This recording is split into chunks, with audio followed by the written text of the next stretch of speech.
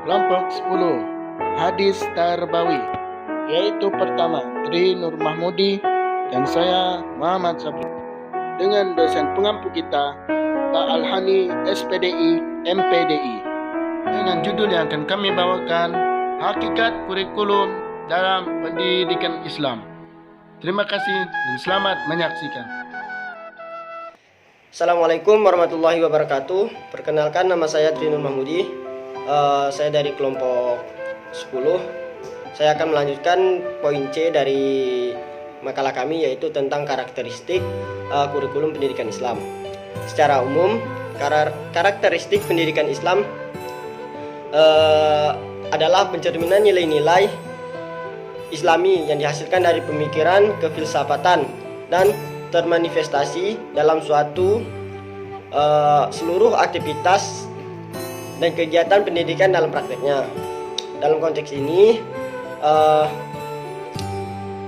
harus dipahami bahwa karakteristik kurikulum pendidikan Islam senantiasa memiliki keterkaitan yang sangat erat dan tidak dapat dipisahkan dengan prinsip-prinsip yang telah diletakkan oleh Allah SWT dan nabinya, baginda Rasulnya Nabi Muhammad SAW. Konsep ini yang membedakan kurikulum pendidikan Islam dengan kurikulum pendidikan lainnya. Kemudian menurut Ali Al-Syaibani, di antara ciri-ciri kurikulum pendidikan Islam adalah sebagai berikut. Yang pertama yaitu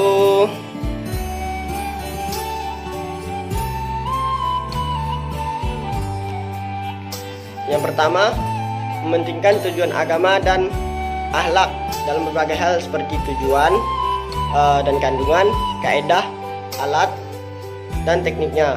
Yang kedua, meluaskan perhatian dan kandungan hingga mencakup perhatian, pengembangan, serta bimbingan terhadap segala aspek pribadi dari segi intelektual, psikologi, sosial, dan spiritual. Begitu juga cakupan kandungannya, termasuk bidang ilmu, tugas, dan kegiatan yang bermacam-macam. Yang ketiga, adanya prinsip keseimbangan antara kandungan kurikulum tentang ilmu seni, pengalaman, dan kegiatan pengajaran yang bermacam-macam. Yang keempat, menekankan konsep yang menyeluruh.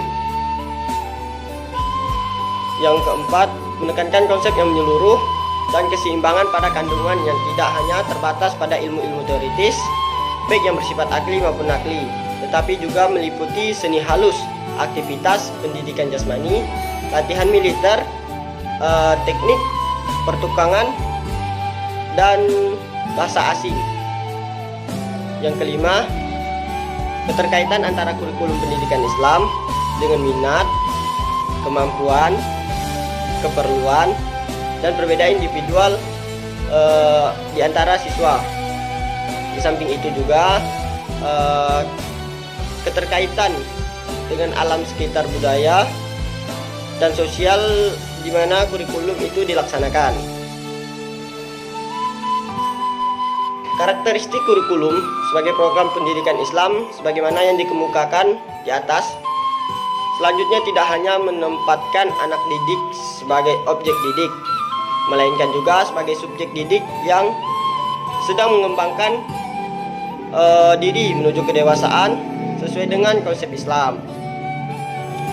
Kemudian, oleh karenanya kurikulum tersebut tidak akan bermakna apapun apabila tidak dilaksanakan dalam suatu situasi dan kondisi di mana terciptanya interaksi edukatif yang timbal balik di antara seorang pendidik dan peserta didiknya. Satu sisi lagi, dengan di sini terlihat ciri khas kurikulum pendidikan Islam yang memandang peserta didik sebagai makhluk potensial untuk mengembangkan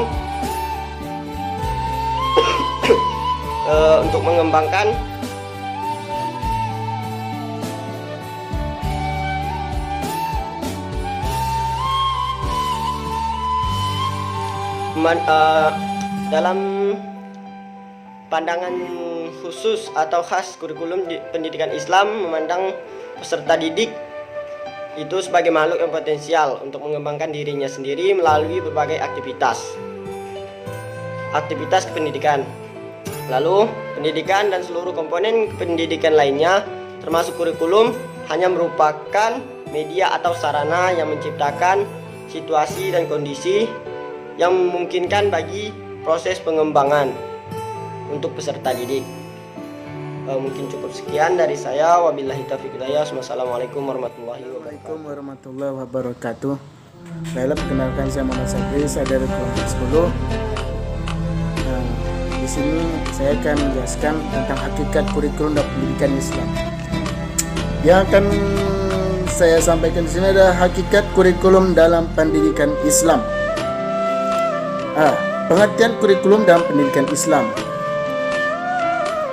Pendidikan Islam secara fungsional adalah merupakan upaya manusia merupakan seorang muslim merekayasa pembentukan al-insan al-kamil melalui penciptaan situasi interaksi edukatif yang kondusif. Dalam posisi yang demikian, pendidikan Islam adalah model rekayasa individual dan sosial yang paling efektif untuk menyiapkan dan menciptakan bentuk masyarakat ideal ke masa depan. Sejalan dengan konsep perekayasaan masa depan umat, maka pendidikan Islam harus memiliki seperangkat isi atau kegiatan yang akan ditransformasikan kepada peserta didik agar menjadi kepribadian yang sesuai dengan idealitas Islam, dan perlu dirancang agar pendidikan Islam sepenuhnya mengacu pada nilai-nilai ajaran Islam. Secara etimologi, kurikulum berasal dari bahasa Yunani yaitu kurichuria, yaitu yang artinya pelari, dan curere yang berarti jarak yang harus ditempuh oleh pelari. Berdasarkan pengertian ini dan konteksnya dengan dunia pendidikan, memberinya pengertian sebagai cycle of instruction, yaitu suatu lingkaran pengejaran di mana guru dan murid terlibat di dalamnya. Kemudian istilah kurikulum kemudian digunakan untuk menunjukkan tentang segala mata pelajaran yang dipelajari dan juga semua pengalaman yang harus diperoleh serta semua kegiatan yang harus dilakukan oleh seorang anak. Di dalam buku Hasan Basri disebutkan bahwa kurikulum bukan berdasarkan mata pelajaran ataupun mata kuliah, melainkan kurikulum adalah semua rencana yang terdapat dalam proses pembelajaran. Kurikulum juga dapat diartikan sebagai semua usaha lembaga pendidikan yang direncanakan untuk mencapai tujuan yang disepakati. Bisa dibilang kurikulum ini adalah strategi dalam pembelajaran. Begitu ya. Kemudian apabila aktivitas sekolah berkaitan dengan 3 pendekatan sekaligus 3 tujuan yang hendaknya dicapai dari ranah kognitif, yaitu mencerdaskan seorang anak. Kemudian ranah afektif sebagai untuk mencerdaskan emosional, dan ranah psikomotorik yaitu sebagai upaya dan pendidikan sebagai upaya pencerdasan serta untuk menanamkan sebuah keterampilan. Jadi ini untuk mencerdaskan dalam segi keterampilan ya. Oke. Kurikulum yang dimaksudkan adalah semua aspek yang direncanakan dalam pendidikan yang bertujuan mencapai 3 ranah tersebut. Dengan demikian, berbicara tentang kurikulum perspektif yang bertujuan mencapai 3 ranah tersebut adalah membicarakan tentang mata pelajaran, semata-mata hanya tentang mata pelajaran, tetapi semua aspek yang terdapat dalam lingkungan sekolah, terutama berkaitan dengan mata pelajaran, sistem dan metode pembelajaran, hubungan interaktif antara pendidik dan anak didik, pengawasan perkembangan mental anak, sistem evaluasi dan sebagainya. Itulah dia dalam hal perspektifnya ya, tentang perspektifnya. B. Hakikat kurikulum dalam pendidikan Islam. Secara filosofis, hakikat kurikulum adalah metode model ya. Secara filosofik ya, itu kurikulum adalah model yang diacu oleh pendidikan dalam upaya membentuk citra sekolah.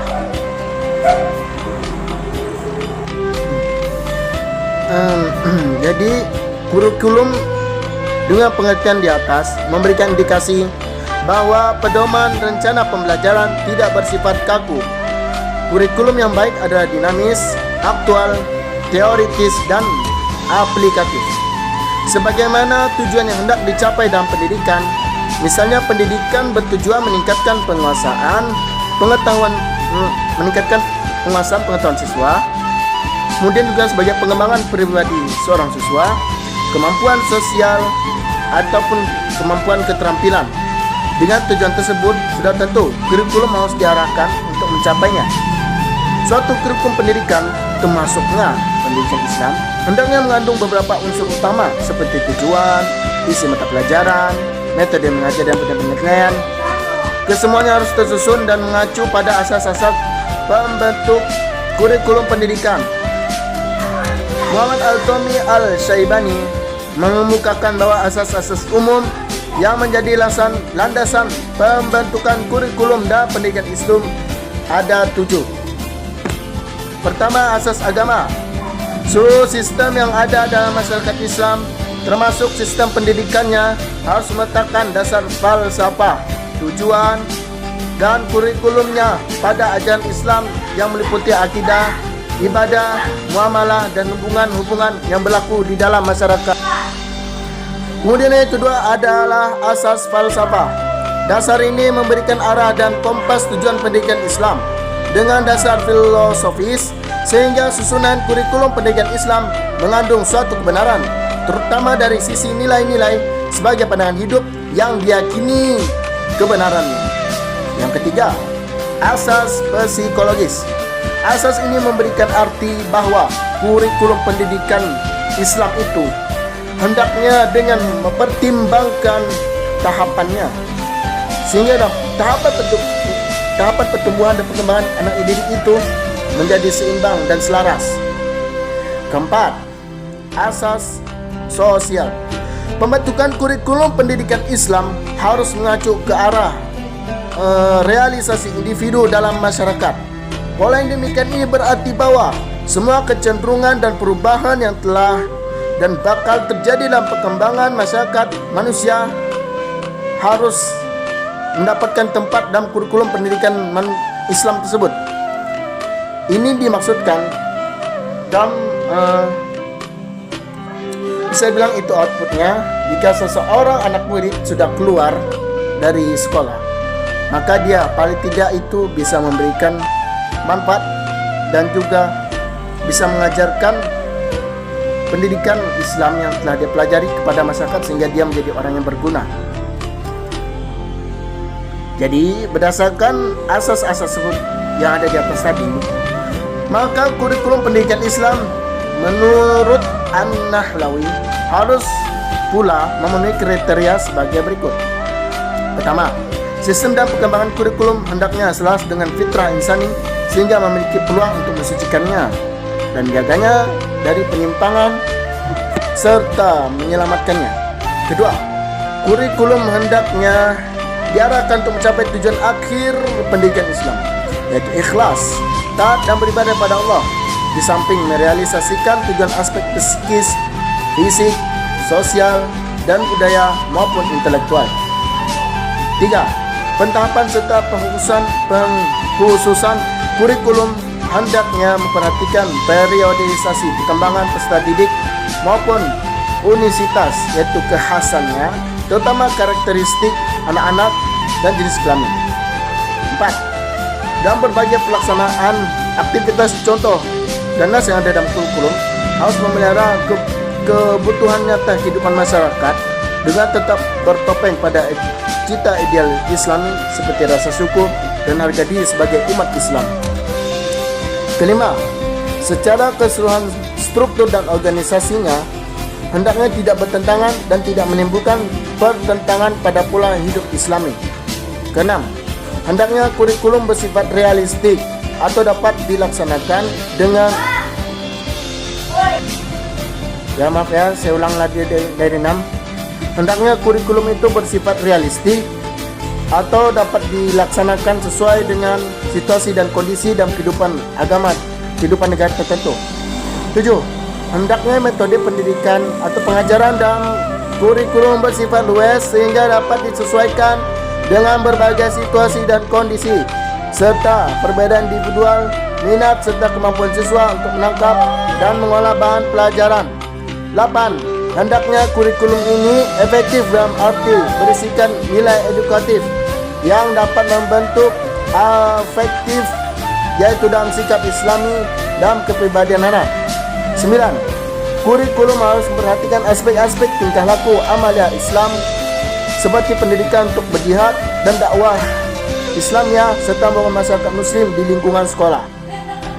Baiklah, perubahan lagi untuk yang saya sampaikan. Jadi saya hanya menyampaikan bagian A dan B ya, karena kalau saya teriakan mengirimkan bagian C karena dia sudah sempat. Jadi saya hanya menyampaikan A dan B, sedangkan yang C-nya saya serahkan pada Tri Nur Mahmudi. Sekian dari saya, maaf jika ada kesalahan dalam video ini. Saya mohon maaf sebesar-besarnya. Assalamualaikum warahmatullahi wabarakatuh.